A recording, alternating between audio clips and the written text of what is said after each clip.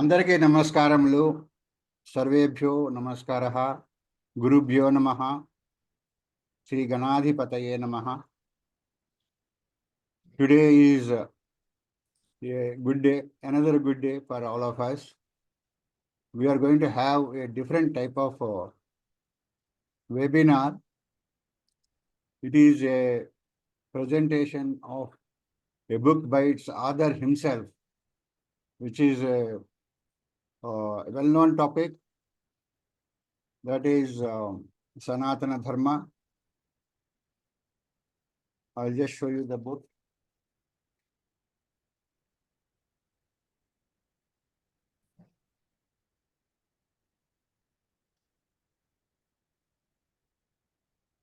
I don't know whether you could read it.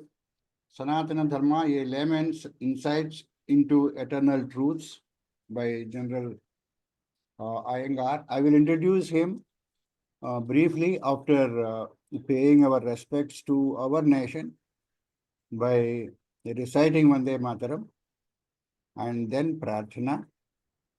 So let us request Vasundhara ji to recite Vande Mataram, please.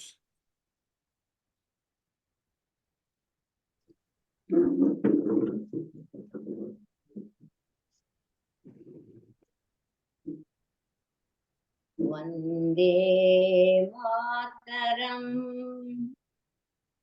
Vande Mataram, Sujalam, Sufalam, Malayajasitalam, Sasyashamalam, Mataram, Vande Mataram.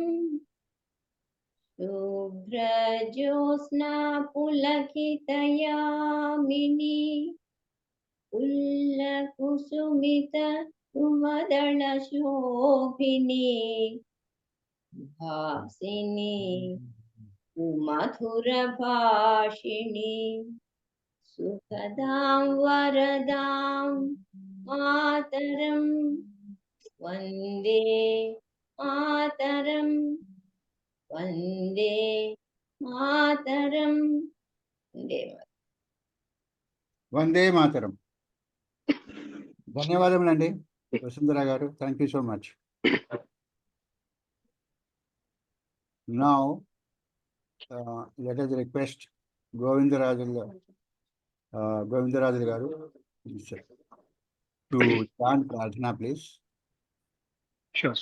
Sarvebhyo Namaskaraha. Let us start with a brief meditation. Sit with your back straight and close your eyes and gently focus on your breath.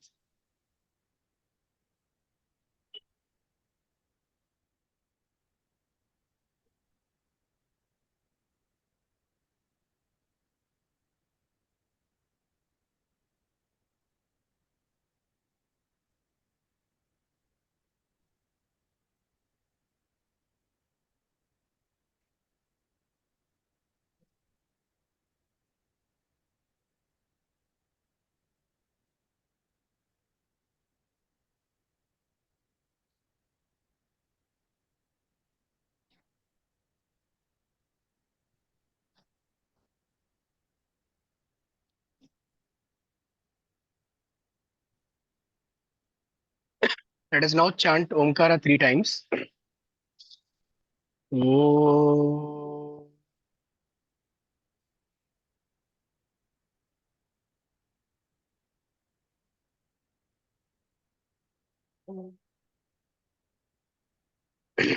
Om.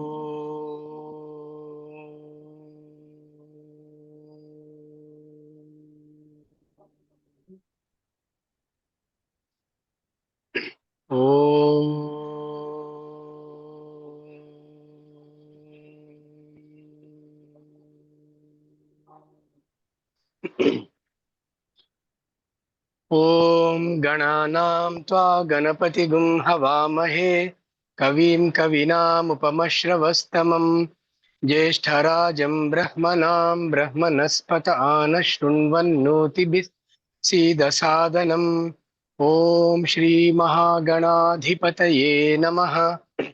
ॐ प्रणो देवी सरस्वती वाजेभिर्वाजिनीवति धीनामवित्र्यवतु। ॐ श्रीमहासरस्वत्यै नमः। गुरुरेव गतिः गुरुमेव भजे गुरुणैव सहास्मि नमो गुरवे।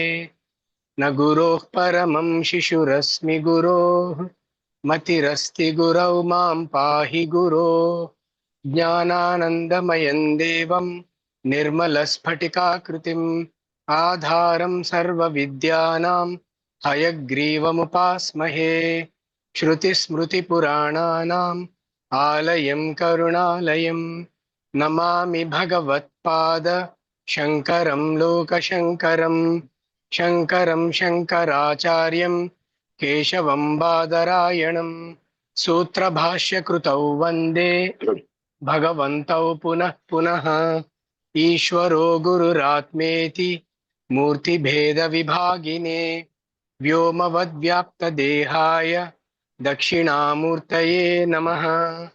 असतो मा सद्गमय तमसो मा ज्योतिर्गमय मृत्योर्मा अमृतं गमय। ॐ शान्ति शान्ति शान्तिः। मातृदेवो भव पितृदेवो भव आचार्यदेवो भव अतिथिदेवो भव। ॐ सहना भवतु सहनौ भुनक्तु सह वीर्यं करवावहै तेजस्विनावधीतमस्तु मा विद्विषावहै। ॐ शान्ति शान्ति शान्तिः। श्री गुरुभ्यो नमः। हरिः ओम्। ధన్యవాదములండి గోవిందరాజు గారు. Thank you so much. Now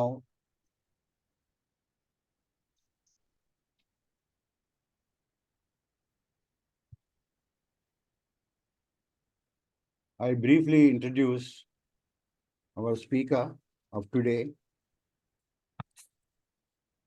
Lieutenant General SRR Aiyengar, PBSM, AVSM, VSM, retired from Indian Army.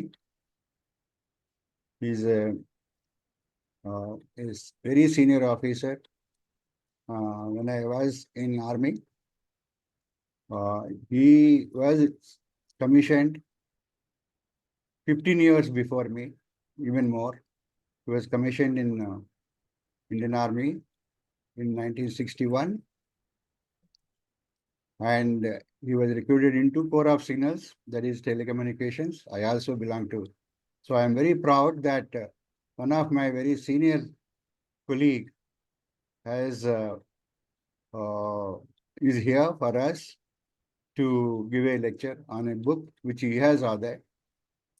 He is 84 years old, and he just celebrated his birthday at a very pious place, Dwaraka. Especially went there to celebrate.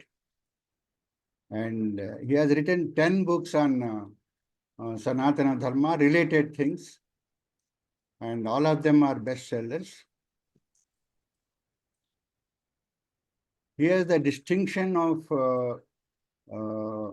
holding many very lucrative and very important positions in the Indian Army. He retired as a Lieutenant General, that is just next to the General himself, Chief of Army Staff. And nobody in Indian Army has commanded 3 premier institutes in Indian Army, which are Military College of Telecommunication Engineering, Defense Staff College course, and then National Defense College, that is NDC, DSSC, and MCTE. All 3 are as a Lieutenant General, which is a very distinction.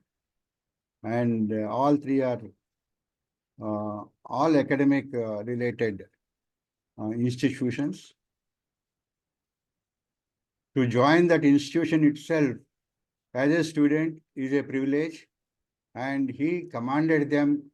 So we are very fortunate to have him here as our speaker. and he has written 10 books which are already in circulation. He retired in 2001 and he settled in Secunderabad, which is very near to where I stay. So I keep meeting him every day. So I requested him to present his book to all of us. So he has kindly agreed and took out some time, though he is very busy. He has to go for an important function today at 5:30. So around 5:15, we will close the session. So with this very, very brief introduction of General SRR Aiyengar, let us request him to start his webinar, please.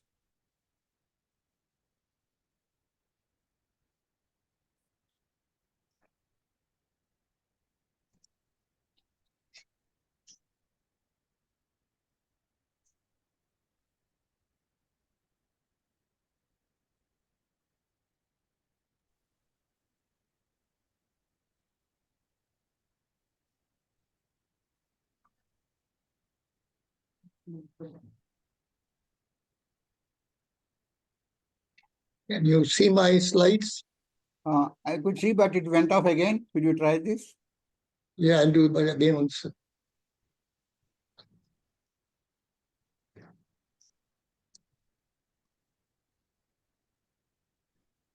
Can you see now? Not it.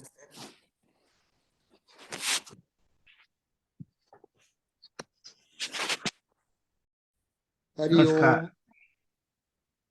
Hari Om. Om Bhagavate Vasudevaya Namaha. Dear sisters and brothers, at the beginning itself, I like to thank Colonel Babu Garu, who's been my colleague in my own corps, for his kind words of introduction.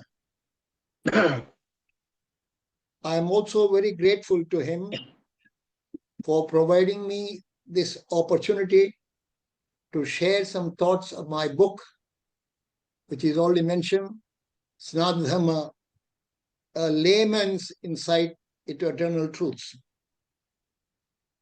I have been following with great keenness the activities of Veda Samskruti Samiti, or VSS in short, since its inception, and I deeply appreciate its dedicated efforts in propagating Sanskritam as well as preserving and protecting Vedas. I'm also aware of the commendable certificate courses VSS conducts periodically on Sanatana Dharma. Also, more importantly, its initiative to document and share the viewpoints of various scholars from diverse perspectives on Sanatana Dharma is indeed very praiseworthy and inspiring. Ladies and gentlemen, Sanatana Dharma does not owe its birth to any one philosopher or prophet. And nor is it based on the preaching of any one particular preceptor. As it happened, it just grew over the centuries, and based on the collective wisdom and inspiration of great seers and sages from the dawn of our civilization. This has been, ladies and gentlemen, its beauty and strength. And from its very beginning, it was a way of life and, more importantly, of thought. Sanatana Dharma, often translated as the eternal way, represents the timeless spiritual, ethical, and philosophical foundations of our civilization. Rooted in Vedas and enriched through millennia by our sages, seers, and scholars, it transcends, ladies and gentlemen, the confines of any singular religion, offering universal principles that guide individuals towards a harmonious and, more importantly, a meaningful life. I am very grateful to my Guruji, Pujya Guruji Vinayji, whose photograph you are seeing, for the very insightful and eloquent foreword he has graciously written for my book. His words carry a profound depth that captures the essence of Sanatana Dharma, and his wisdom breathes life into the book's purpose. I am very sure and certain that his foreword will deeply inspire and benefit every reader who picks up this book. Those of you who haven't had the privilege of meeting him or hearing him, a short introduction will be very apt. Guruji Vinayji is an established thinker, a philosopher, and a self-management expert who has immersed himself in the study, research, and practice of Vedanta since the age of 16. Over the past 30 years, he has inspired people both in India and abroad to commit to higher ideals and transform themselves to lead a more purposeful and fulfilling life. His in-depth understanding, inspiring oration, and lucid explanation, translating complex Vedic knowledge into valuable lessons in applied philosophy. His appeal, ladies and gentlemen, lies in the presentation of these truths with absolute precision and effortless ease and consummate wit. He founded the Wisdom Foundation, which is here in Secunderabad, about 3 years ago. It was dedicated to spreading the glorious truths of Sanatana Dharma, the eternal principles of life and living. Ladies and gentlemen, I like to confess right at the beginning that I am neither a Sanskritist nor a scholar of Hinduism, and I did not set out to write a very scholarly exposition of Sanatana Dharma. Mine, ladies and gentlemen, is a layman's view of Sanatana Dharma, and my exposition seeks to give the reader an overview of the faith as I understand it, as well as accessible summaries of its main features. As would be apparent, I have relied on some of the greatest teachers and scholars to explain its essence. And therefore, I seek to arrive and hope that the reader will find it a very lucid and reflective account of one of the world's oldest and greatest faiths and its eternal truths.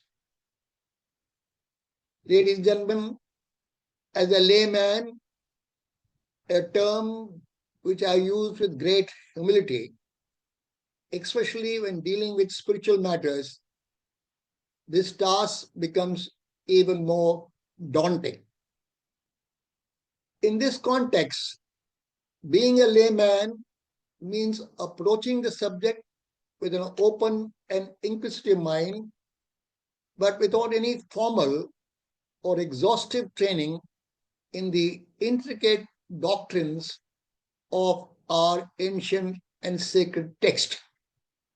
Yet, it is precisely this perspective that allows me to bridge the gap between the deep and esoteric teachings and everyday seeker like me.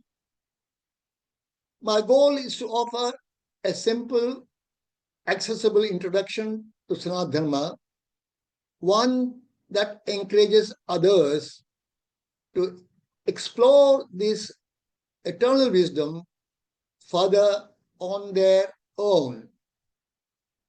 Sanatana Dharma, ladies and gentlemen, is often interchangeably referred to as Hinduism, is a profound and a multifaceted tradition with roots that stretch back thousands of years. It offers a very rich tapestry of wisdom, philosophy, and practices designed to illuminate the path of human existence and foster a deeper connection with the divine. However, you will agree with me, like any traditions of such historical depth and complexity, it has not been immune to scrutiny and criticism.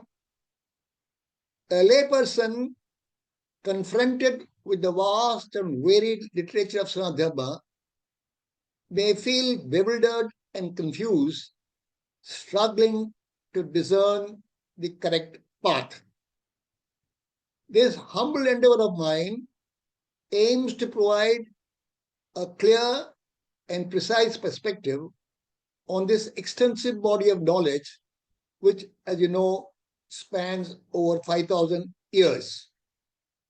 This work, I felt, has been designed to be sufficient for the average individual who, by studying it, can grasp the fundamental beliefs and find a meaningful path for their own life. I have dealt with the subject under the following chapters.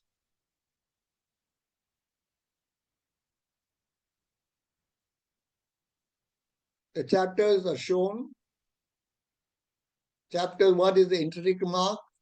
Chapter 2 which deals with the core concepts and principles of Sanatana Dharma. Chapter 3 is about the sacred text of Sanatana Dharma. Chapter 4 deals with the philosophical schools of Sanatana Dharma.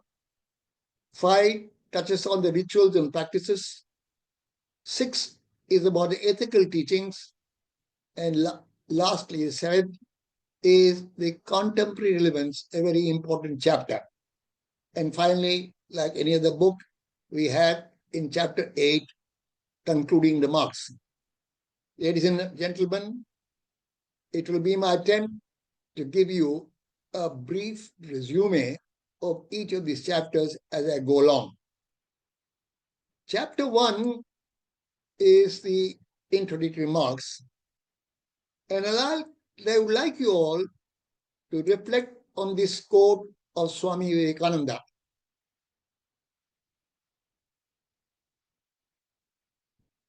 Sanatana Dharma, often referred to as the eternal path, is vast, timeless, and intimately woven with the layers of philosophy, rituals, spiritual practices, and cultural traditions. It encompasses a millennia of teachings from sages, seers, and spiritual leaders, reflecting the profound diversity of thought found in ancient Indian texts. Attempting to condense such a comprehensive and a deeply nuanced system into a single book or a 45 to 50-minute talk is a formidable challenge, if not impossible. The complexities, ladies and gentlemen, lie in its all-encompassing nature, from the metaphysical discussions on the self and the cosmos to the practical guidelines for daily living, ethics, and social harmony. Sanatana Dharma represents more than just a religion. Rather, it provides to its followers with an entire worldview, a way of life, and with a coherent and rational view of reality. In this chapter, I have touched upon the following: the etymology of Sanatana Dharma, definition of Sanatana Dharma, basis of Sanatana Dharma, Sanatana Dharma and Hinduism. I have touched upon the synonymity and the differences, and lastly, the importance of Sanatana Dharma in Hinduism. Ladies and gentlemen, perusal of the contents will certainly familiarize a reader with the basic features of Sanatana Dharma. The knowledge which seems simple when heard, but deepest when realized. Realizing this knowledge, the greatest of our rishis and munis have achieved siddhis, higher realms, and with the same knowledge, they've also achieved the highest goal in life. Sanatana Dharma is the eternal foundation upon which our spiritual and moral fabric of life is woven. By adhering to the principles of Sanatana Dharma, individuals strive to achieve a balanced and meaningful life, contributing to the well-being of themselves and the world around them. Chapter 2, ladies and gentlemen, deals with the core concept and principles of Sanatana Dharma. I would like to highlight a statement made by Swami Ramananda of Bharatiya Vidya Bhavan.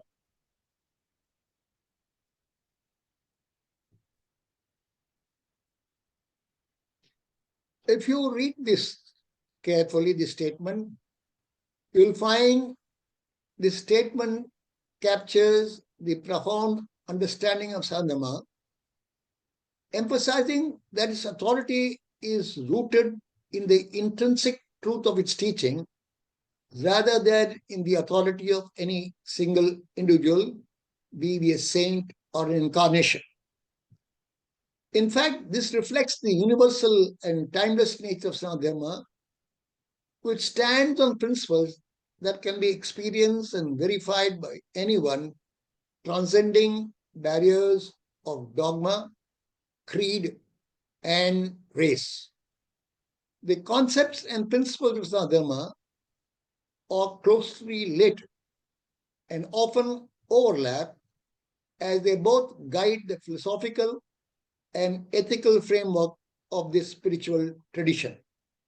Concepts are more than ideas and elements that constitute Sanatana Dharma. The various constituents are shown in the slide. Ladies and gentlemen, these concepts form the philosophical and spiritual structure upon which the religion is built. For example, Atman, the self, and Brahman, the ultimate reality, are concepts that describe fundamental truths about existence and the universe. Principles, ladies and gentlemen, are the practices and ethical guidelines derived from the above concepts. They provide, in fact, actionable steps and behavioral standards for all its adherents. For example, ahimsa, which is non-violence, satya, which is truthfulness, are principles that guide how one should live based on the broader concepts of dharma and karma. These principles collectively guide the followers towards a life of righteousness, spiritual growth, and ultimate liberation, while fostering harmony within oneself and the world. I've listed out these principles, which further amplifies what I have said. Ladies and gentlemen, by understanding these subtle differences, one can see that the concepts form the theoretical foundations of Dharma, while the principles are the practical applications of these concepts in daily life. Given the vastness of the subject, and its multiple interpretation, this chapter I've attempted to present an overview of the core concepts and principles of Dharma in very simple terms. It, I felt, encapsulates the extensive repository of views and accompanying explanations. For those who wish to dwell deeper into these subjects, I would advise them to refer to the relevant texts available on each of these topics.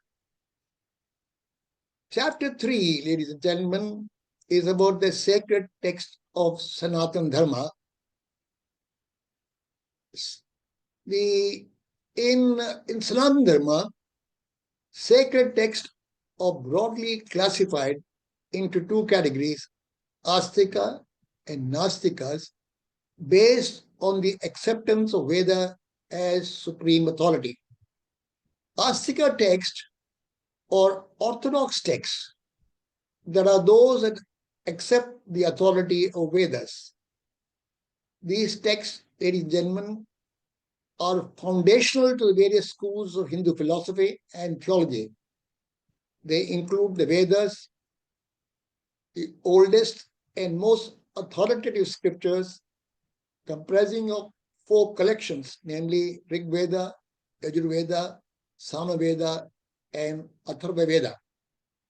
Each Veda consists of 4 parts: Samhitas, which are hymns, Brahmanas, which are rituals, Aranyakas, or theological discussions, and Upanishads, which are philosophical teaching. Talking of Upanishads, these are philosophical texts that explore the nature of reality, the self, and the ultimate principle, Brahman. In fact, they form the concluding part of Vedas and also referred to as Vedanta. Ladies and gentlemen, the Vedas and Upanishads were humanity's first step towards spiritual evolution. Then we have the Puranas. These are the mythological texts that narrate the history of the universe, family history of gods, heroes, and sages, and provide moral teachings. Major Puranas include the Vishnu Purana, Shiva Purana, and Bhagavad Purana. Then we have the Agamas. They are a category of ancient scriptures that provide guidelines and teachings for worship, temple construction, and spiritual practices. Some of the well-known Agamas include the Shaiva Agamas, Shakta Agamas, and Vaishnava Agamas. Together, ladies and gentlemen, the Vedas and Agamas form the foundation of Hindu religious and philosophical traditions, providing a comprehensive framework for spiritual growth and devotion. Then we have the Dharma Shastras. These texts provide guidelines for ethical and moral conduct, social duties, and laws. Manusmriti or Yajnavalkya Smriti are some of the well-known prominent Dharma Shastras. Then we have the Itihas. These are epic narratives, primarily the Mahabharata and Ramayana, which include historical legends, philosophical discourses, and moral teachings. Then we have the Vedangas, 6 auxiliary sciences that support the understanding of Vedas, including phonetics, ritual, grammar, etymology, metrics, and astronomy. Then we have the Upavedas, and the term Upavedas, ladies and gentlemen, refer to a set of ancient texts that are considered subsidiary or auxiliary to the Vedas. The 4 Upavedas as shown in the slide. Firstly, the Ayurveda, which is associated with medicine and healthcare. Then you have Dhanurveda, which is associated with warfare, martial arts, and archery. Then you have the Gandharva Veda, which is associated with music, performing arts, and dance. And lastly, Sthapatya Veda, which is associated with the architecture, town planning, and sculpture.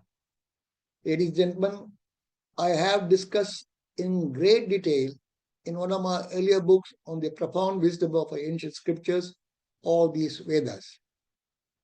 Nastika texts are heterodox texts and are all those that reject the authority of Vedas. These texts are foundational to the schools of thought that rose as alternatives to Vedic traditions.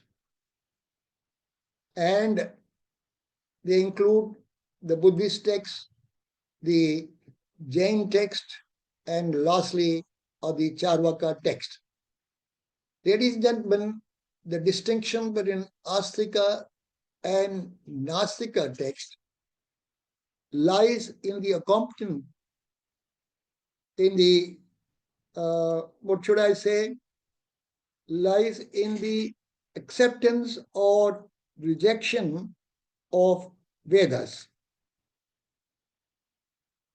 Hindu philosophy, both of these categories have significantly contributed to the rich traditions, and each contributed, I would say, to the rich diversity of Hindu thought.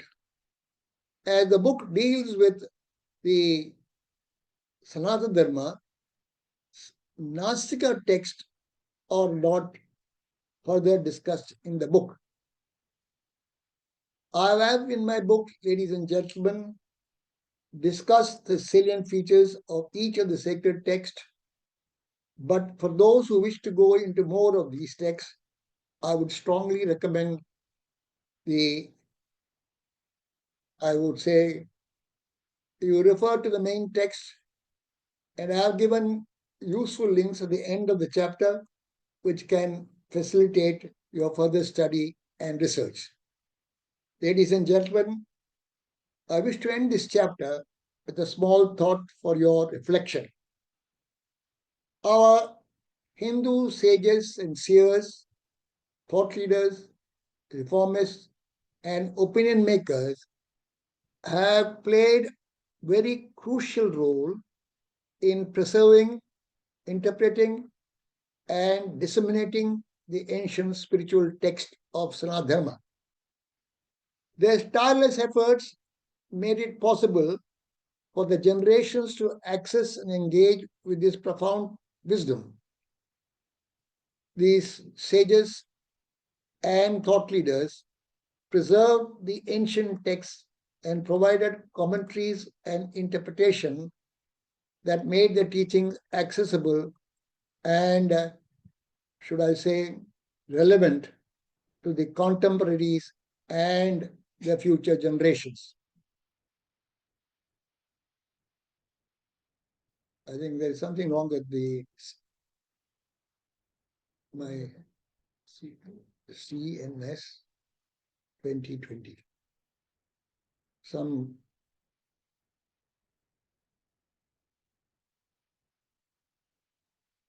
small c, NS. Sorry for the interruption. As I said, their contributions have ensured that the profound wisdom of Sanatana Dharma continues to inspire and guide the humanity, bridging the ancient and the modern, the spiritual and the practical. I'm sorry I'm not able to get this organized, but anyway, try and get this going. The next chapter, ladies and gentlemen, is about the philosophical schools of Sanatana Dharma.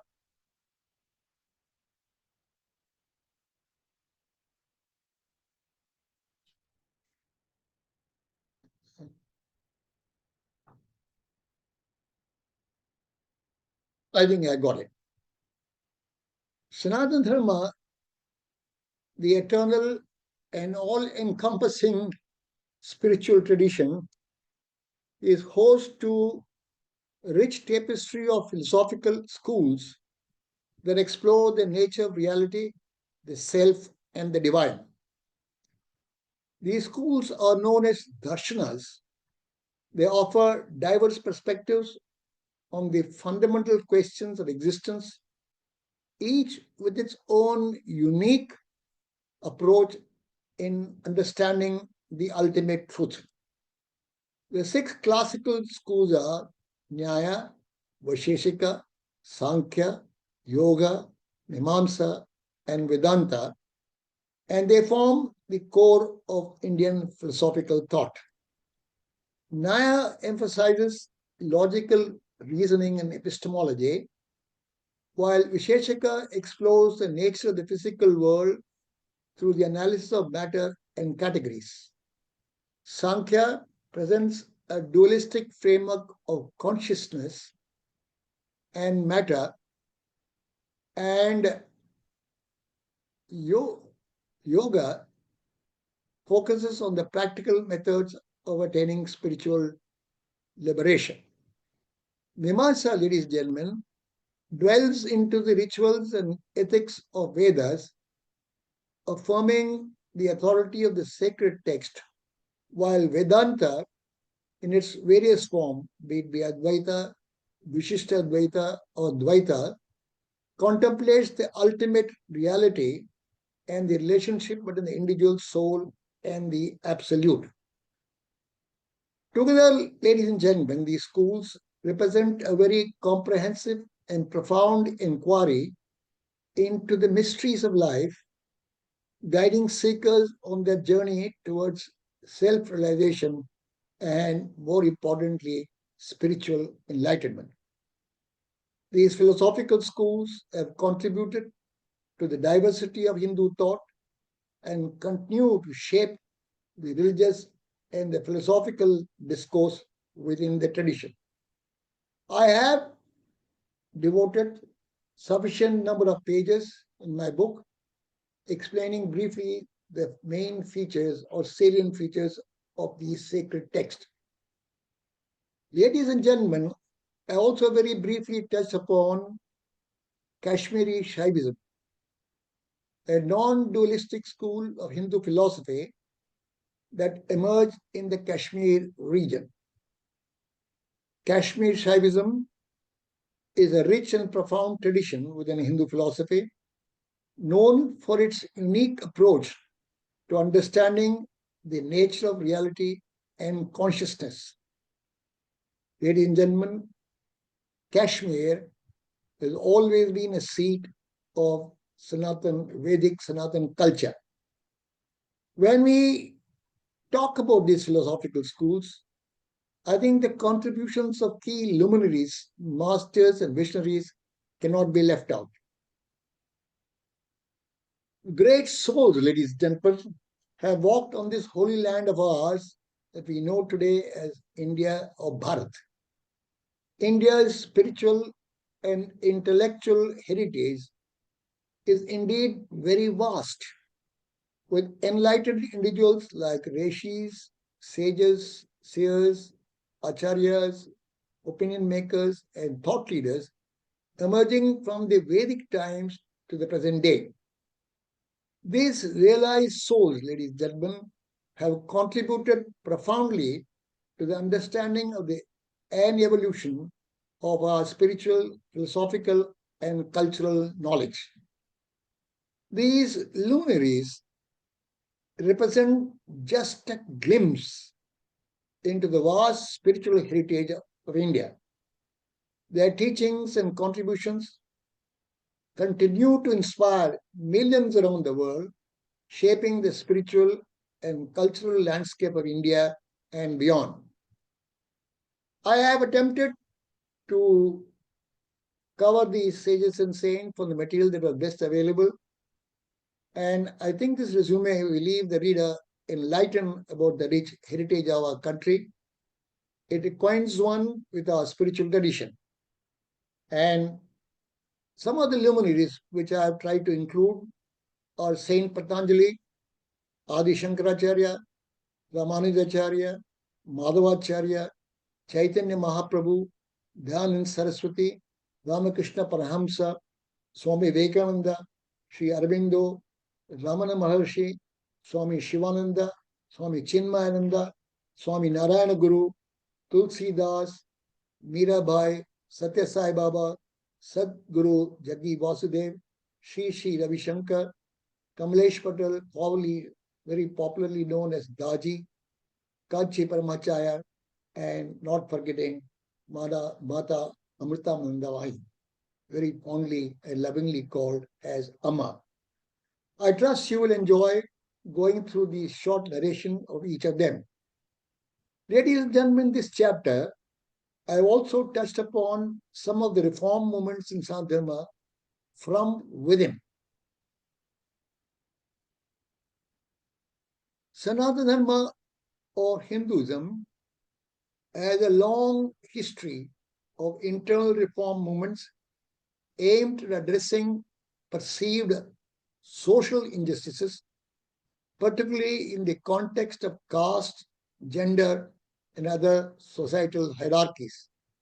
These movements have often sought to reinterpret scriptures, reform rituals, promote inclusivity, all while staying within the broad framework of Dharma.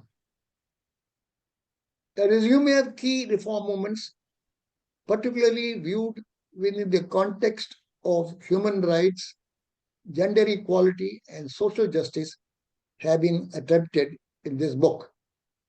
And these movements, I could say, include the Bhakti movement, the Brahmo Samaj of Viraj Ram Mohan Roy, Arya Samaj of Dayanand Saraswati, Sri Ramakrishna Mission of Swami Vivekananda, Mahatma Gandhi, known for his Harijin movement, Dr. B.R. Ambedkar and his Dalit movement, Vinoba Bhave Bhudan movement, and Sri Narayana Guru, the Kerala Reform movement.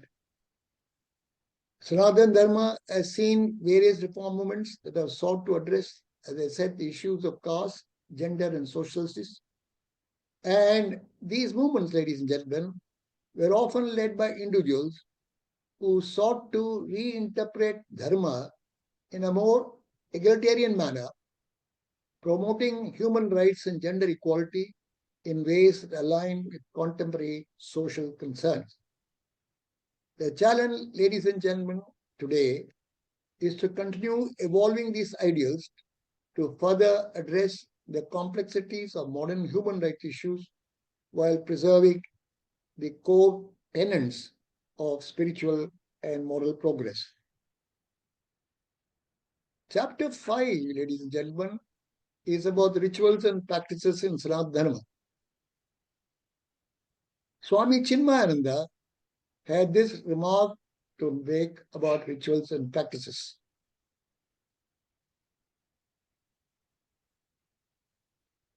Ladies and gentlemen, rituals are undoubtedly a very precious part of our religious practice for most Hindus. Also, because of its huge diversity and the multiple folk practices it has evolved or absorbed over the millennia, mainstream Hinduism abounds in festivals. In fact, there is no day in the calendar which is not associated with some auspicious occasion or dedicated to a specific god or assigned to a particular religious practice. The importance and significance of each day will again vary depending upon which part of India one is in and which community one belongs to. Sanatana Dharma, ladies and gentlemen, is a living tradition that encompasses a vast and diverse array of rituals and practices. These rituals, deeply rooted in ancient texts and tradition, are integral to the daily lives of their followers and serve as a means of connecting them with the divine, seeking spiritual growth, and preserving cultural heritage. Sanatana Dharma offers a spectrum of practices that cater to the varying needs and temperaments of its adherents. Ladies and gentlemen, Rituals in Sanatana Dharma are not monolithic, and they vary widely across regions, communities, and even families, reflecting the religion's inherent flexibility and adaptability. These practices can be very deeply personal, like daily worship, puja, which is performed at home, or communal, like temple festivals, which bring the entire communities together. They could be also as complex as Vedic rituals performed by our learned priest. Each ritual, be it be simple or elaborate, carries, I feel, a symbolic meaning and is believed to evoke divine blessings, cleanse the mind, and foster a sense of spiritual discipline. Various rituals and practices are intended to harmonize the individual with the cosmic order, foster spiritual growth, and uphold Dharma righteousness. They provide structure to daily life and mark important life stages, helping practitioners to stay connected with the divine and the broader community. In the following pages of the book, I've also devoted some space to the following: major Hindu festivals and their meanings, pilgrimage, importance of sacred sites and pilgrimages. Ladies and gentlemen, I have tried to highlight the fact that in Sanatana Dharma, sacred sites and pilgrimages hold profound spiritual significance. These pilgrimages, as you know, are known as Tirtha Yatra, are not just physical journeys, but are spiritual endeavors that bring the devotees closer to the divine. They foster inner purification and promote spiritual growth. Ladies and gentlemen, pilgrimages have always been an integral part of religious belief. A journey of great moral significance to the person undertaking it, who through the journey aims to dwell deep into his religion in the quest for spiritual insight. And in the strength of this conviction, he starts a journey of self-realization that he achieves or believes will lead him out of darkness into the light. Chapter 6 is on the ethical teachings of Sanatana Dharma. I would like you to reflect on this quote of Bhagavad Gita.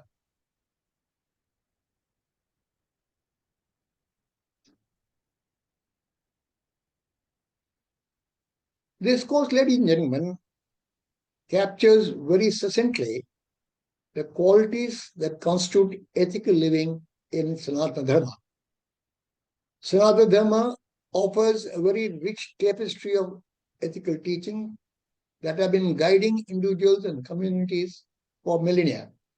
These teachings emphasize the pursuit of righteousness, moral integrity, and the alignment of one's action with the universal principles of justice and harmony. These teachings provide a framework for leading a life of virtue, balance, and spiritual growth, and they continue to inspire ethical conduct in the modern world. Dharma, ladies and gentlemen, is the central ethical concept and a very comprehensive ethical category in the light of which all ethical ideals can be understood. Dharma, the moral pursuit of man, is to be followed in all human endeavors, and it underlies all purusharthas, namely artha, which is wealth, kama, which is desired pleasures, and moksha, which is spiritual liberation. Ladies and gentlemen, the concept of dharma constitutes the core of Hindu ethics. The entire discipline of ethics in our epics is built on the concept of dharma. It denotes a mode of life or a code of conduct, and it prescribes certain duties to people based on varna and ashramas and regulates their activities as members of the society.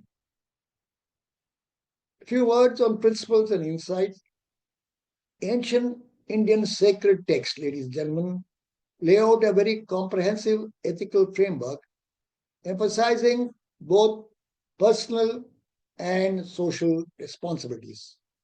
The foundation of ethics in these texts are deeply intertwined with the concept of dharma, which is duty and righteousness, and karma, the law of cause and effect. I have attempted to spell out a broad outline of some of the key ethical principles as we find mentioned in our various Indian scriptures. The concept of right or wrong has been touched upon, giving the Sanatana Dharma's viewpoint vis-a-vis the Western viewpoint. Ethical guidelines, as found in the texts like the Yoga Sutras or Saint Patanjali, offer practical advice on how to live a righteous life. Ladies and gentlemen, as we navigate the modern complexities, the eternal teachings or ethical teachings of Sanatana Dharma remain ever relevant, offering practical wisdom for creating a just, compassionate, and harmonious world. The last chapter is a very important chapter. In fact, it took most of my time. And I would like you to reflect on this quote by Swami Vivekananda.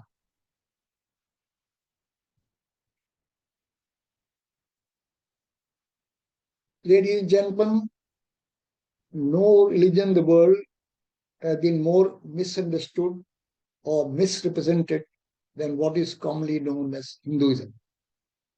Unlike Islam or Christianity, Sanatana Dharma does not trace its origin to a single philosopher, prophet, or the teachings of any one single preceptor. Instead, as I mentioned earlier, it developed organically over centuries, drawing from the collective wisdom and inspiration of great seers and sages from the dawn of our civilization. As with all ways of life, there have been periods of stagnation and corruption. Foreign ideas have crept in, contaminating higher principles, and successive invasion by foreign elements contributed both to the growth and deterioration of ancient society, which often looked inward for survival. However, constant reform movements enabled society to stand up to a newly imposed value system. The survival of Sanatana Dharma, despite these frequent attacks, is indeed a testament to its profound inner strength. Ladies and gentlemen, if you study the history of India, Sanatana Dharma faced two major challenges, first from Islam and then from Christianity. Both sought to identify and exploit perceived weaknesses in this ancient faith to undermine it. Deliberate efforts were made to bring Dharma into disrepute. One serious accusation was the practice of casteism and untouchability. Another was related to idol worship. Misinterpretations of social values that had developed over centuries were intentionally propagated to tarnish the reputation of Sadharma and ultimately to destroy it. Both Islam and Christianity, as you know, emerged much later, spread rapidly due to the political power they wielded and the rigorous practice of religious conversion. Consequently, Hindus and their religion were subject to defeat and humiliation during nearly 8 centuries of Muslim rule, followed by 2 centuries of British rule. Despite this, Sanatana Dharma survived in India, a fact that speaks volumes about the perennial strength of its philosophy.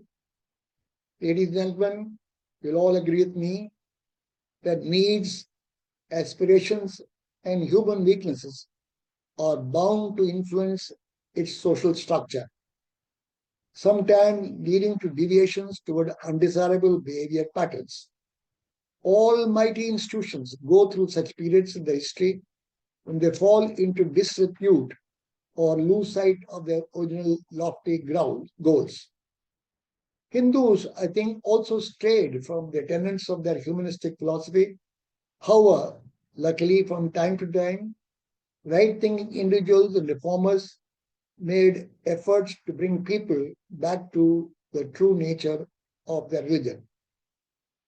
Due to their efforts and the exposure offered by today's globalized world, the barriers of caste are slowly but surely falling away in modern India.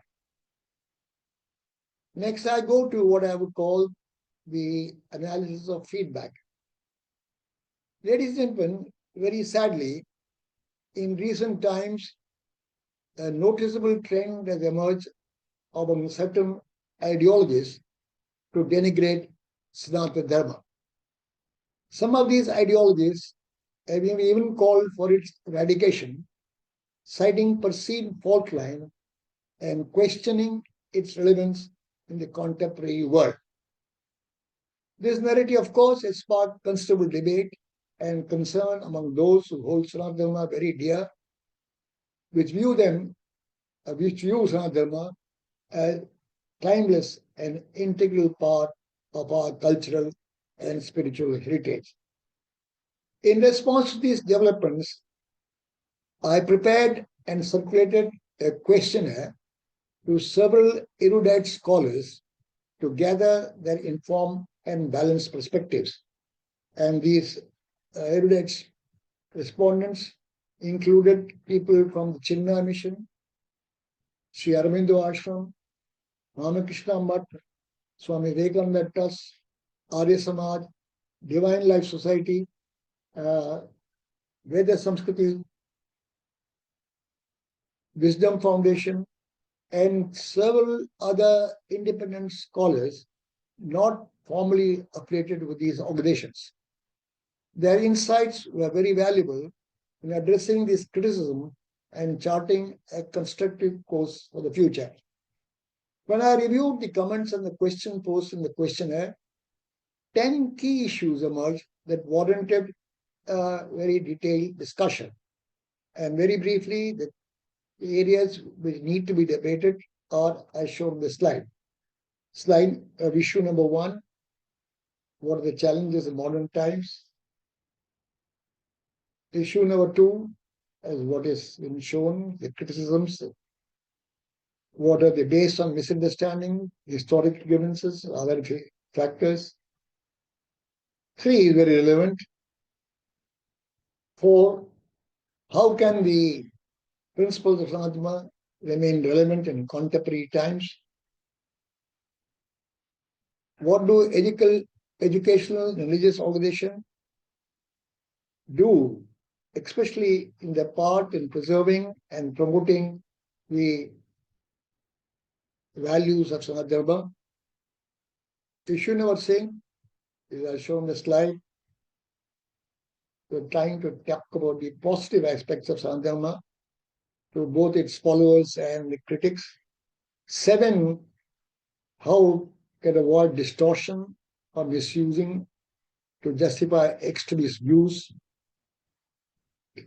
8 is the vision. 9, or the future, or 8 rather, in fact, is about the future of Sanatana Dharma in the global context. Issue number 9 and 10, the last issue, ladies and gentlemen, came up or emerged during my interaction with the respondents. Besides the above mentioned issues, respondents also raised their concerns on the following issues.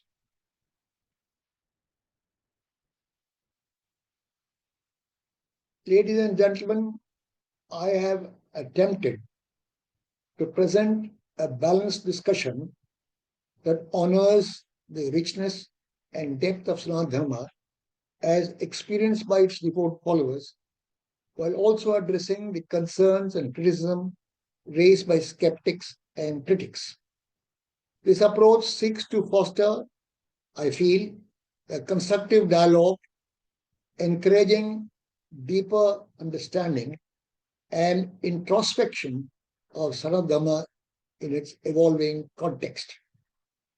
Finally, in summarizing the esteemed respondents' views on various issues, which I have just described, I have endeavored to present a common perspective that emerged while staying true to my own convictions. The last chapter has always been the concluding one. Ladies and gentlemen, Sanatana Dharma is not a static set of beliefs or rituals, but a dynamic living tradition that emphasizes eternal truths.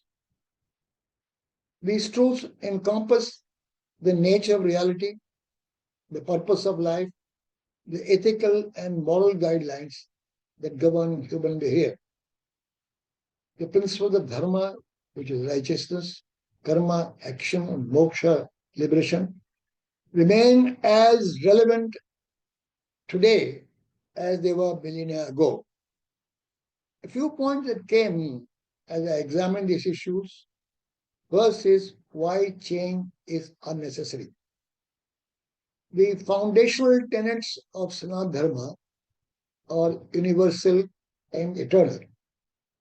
They're not confined, I felt, by the boundaries of time, geography, or more importantly, cultural shifts. These principles are like a compass, providing direction to those who seek spiritual growth and harmony in life. Because they are rooted in the understanding of the eternal nature of reality, they do not require modification to suit the changing tides of human civilization. Next, I felt was the need for true interpretation. While the essence of Sanatana Dharma remains unchanged, the interpretation and applications of its principle can sometimes be clouded by cultural, linguistic, or historical misunderstanding. It is therefore essential to revisit and reinterpret these principles in a way that aligns with their original intent. This involves a deep exploration of the sacred texts, obviously guided by our learned scholars and spiritual leaders, to unearth the wisdom embedded within them. Lastly, a word about the future relevance.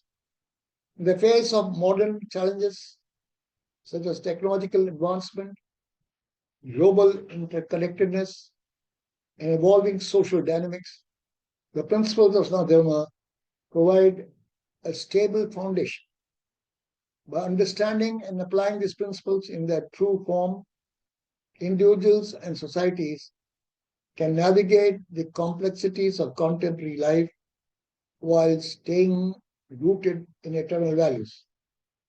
The process, I feel, ladies and gentlemen, does not involve changing the principles, but rather adapting the understanding and practice to meet these current needs. Ladies and gentlemen, these are my views based on my conviction. It is quite possible some subject matter experts in this audience may not find it resonating with their views. Today, as Sanatana Dharma continues to adapt, it encourages dialogue, but in tradition and modernity, bridging ancient wisdom with the present day challenges. This approach emphasizes that spirituality and ethics are not isolated practices, but integral to daily life, promoting inner peace, communal harmony, and respect for the earth, which are universally relevant.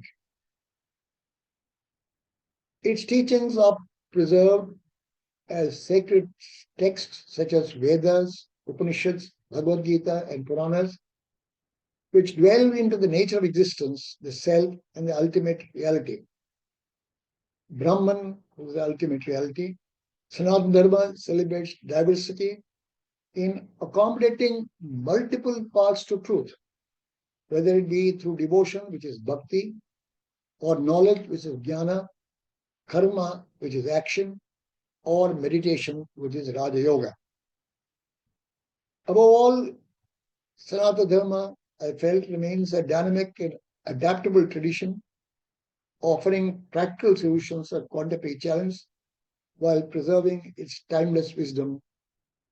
Through its principles and practices, Sanatana Dharma continues to inspire individuals to lead a virtuous, purposeful life in harmony with the universe. Finally, ladies and gentlemen, I've included a select bibliography mentioning some of the books and articles I have consulted during my compilation. A glossary of some of the more prominent Sanskrit words, along with their English translation, is also included at the end of the book. An index at the end will facilitate you to navigate through the contents of the book. Ladies and gentlemen, as I mentioned in my opening remarks, this compilation is a layman's exploration of the eternal truths of Sanatana Dharma. As I said, it could be in the audience many subject matter experts in their own right, and some of my observations may not resonate with them. I kindly request their forgiveness and be grateful if they could share their thoughts with me separately. Ladies and gentlemen, as you go through the book, both Hindu and non-Hindu alike, if you come to a conclusion to appreciate the faith which I cherish, and also appreciate the challenges Sanatana Dharma faces in contemporary times, I think the book would have served its purpose.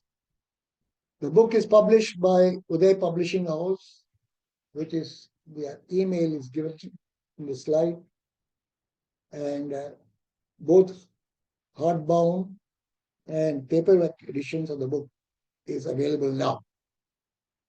If you have any problem or if you have any queries to make due to time constraints, I have to leave early, please do write to me at my email ID or call me. I shall certainly take it as a great privilege to interact with each one of you. Thank you for your very patient hearing. I do hope this book will stimulate you to understand the greatness and magnificence of Sanatana Dharma, which we can rightfully be proud of. Hari Om.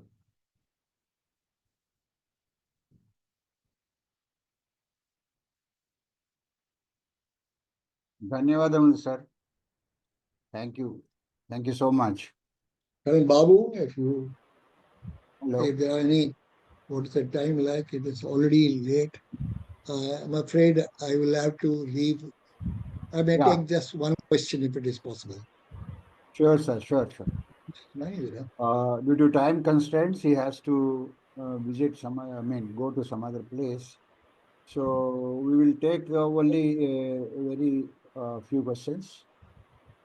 If anybody has any questions, remaining questions, we will send it to him for reply. Yeah, I think what I could do, Babu, is already 5:20. I'll get late for my next appointment.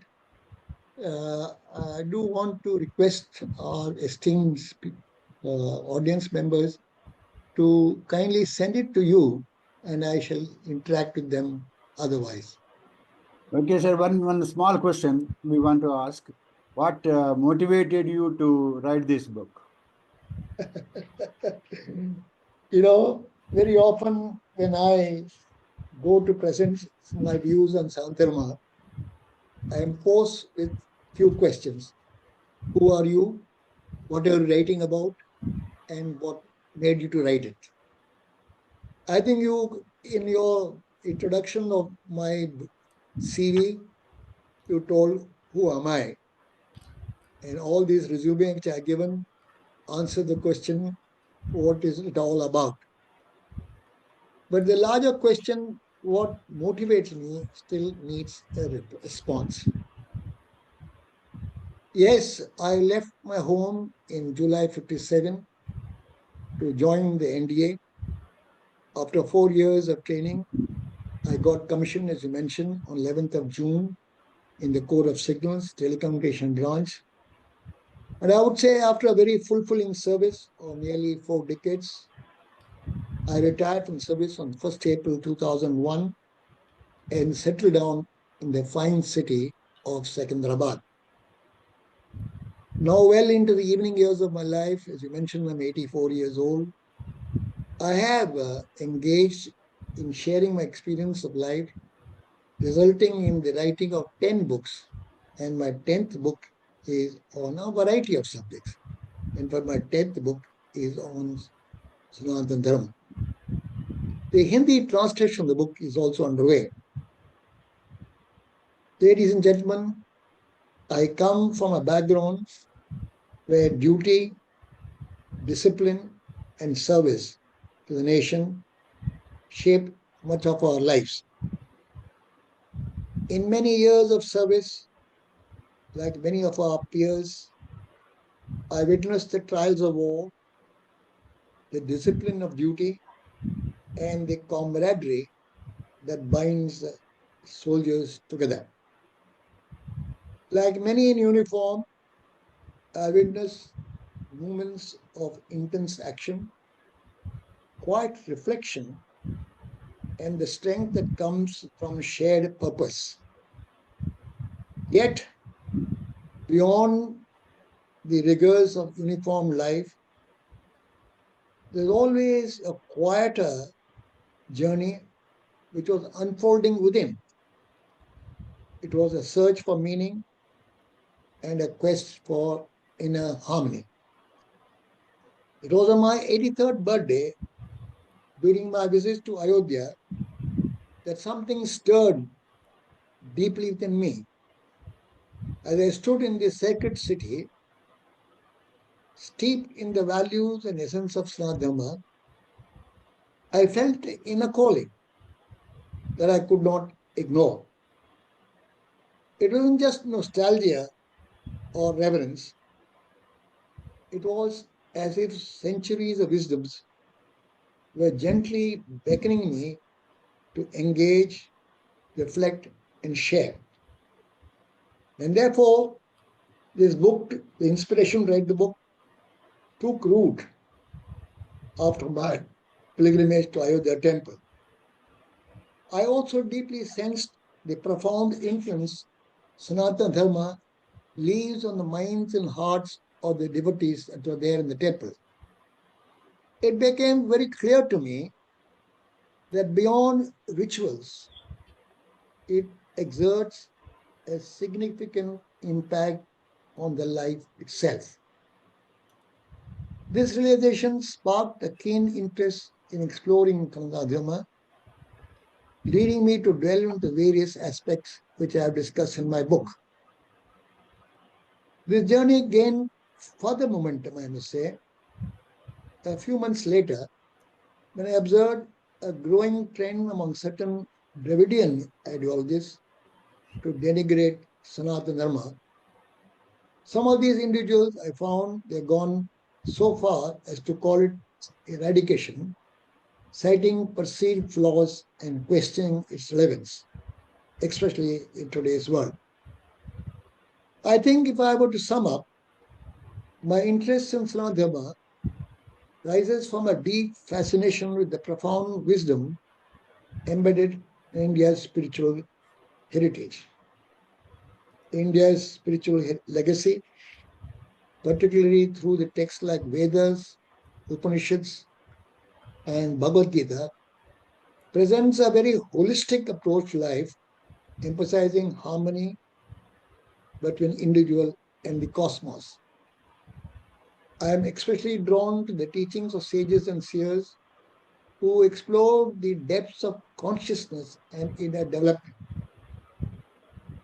This spiritual wisdom, I found, ladies and gentlemen, which is far from being abstract. It offers a practical guidance for modern challenges, promoting values like compassion, self-awareness, and inner peace.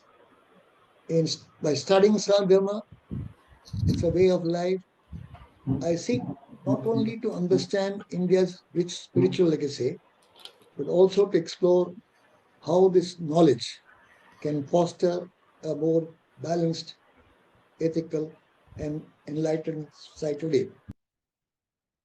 I have attempted to put across as a layman, based on the compulsion to write, not as a scholar or a saint, but as a seeker, someone who has served the nation outwardly, but now wishes to serve inwardly by kindling thoughtful dialogue on the enduring wisdom of our Dharma.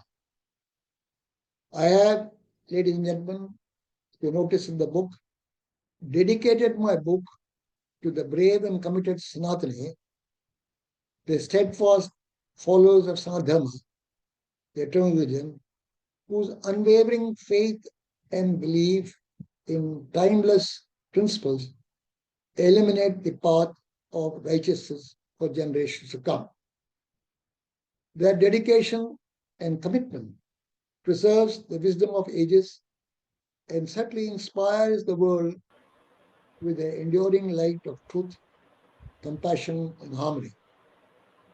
I pray that their journey continues to be the beacon of strength and devotion, guiding all our souls towards the eternal. Rightly, Colonel Babu referred to my visit to Dwarka on my 84th birthday. In fact, the book from the publisher was in my hand on the 84th birthday, just after my visit to Dwarka, the abode of Lord Krishna. As I said in my closing remarks, if you all found the same motivation to read the book, both Hindu and non-Hindu alike, you come with appreciation of the faith which I cherish so much, and also appreciate the challenges it faces in contemporary India. I guess my book would have served its purpose. And Colonel Babu, thank you for asking this question, because this is something which I want to talk to you from my heart. And this is the motivation which has lasted me. The journey has just begun. I've just scratched the surface. And maybe as times come, I'll probably dwell a little more and deeper. Thank you. I must take leave now, Babu. Thank you so much for sparing your time, and you already overshot your, I think, schedule. We will go ahead with our other formalities of Pradhana and Janaganamana, national anthem. So probably you may, I think, have to leave. Thank you so much for your time.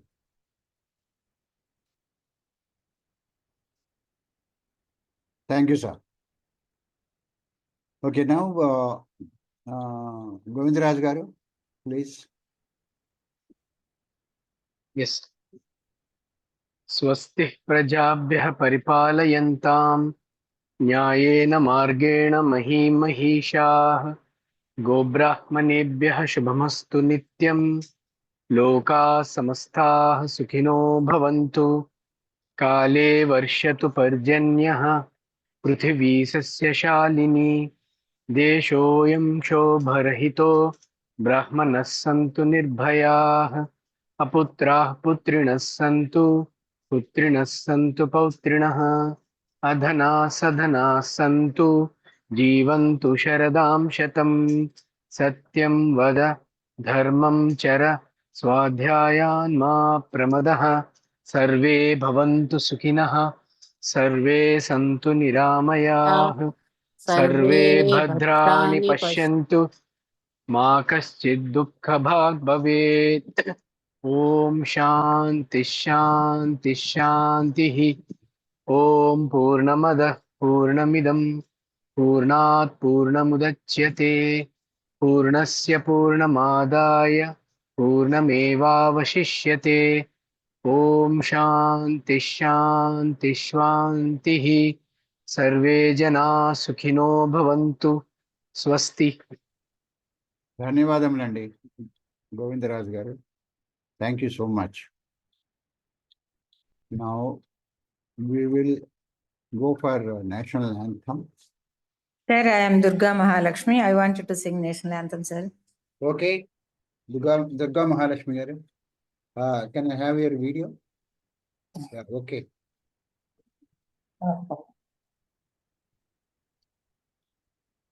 Jana Gana मन अधिनायक जय हे भारत भाग्य विधाता पंजाब सिंधु गुजरात मराठा द्राविड उत्कल वंगा विंध्य हिमाचल यमुना गंगा उच्छल जलधि तरंगा तव शुभ नामे जागे तव शुभ आशीष मांगे गाहे तव जय गाथा जन गण मंगलदायक जय हे भारत भाग्य विधाता जय हे जय हे जय हे जय जय जय जय हे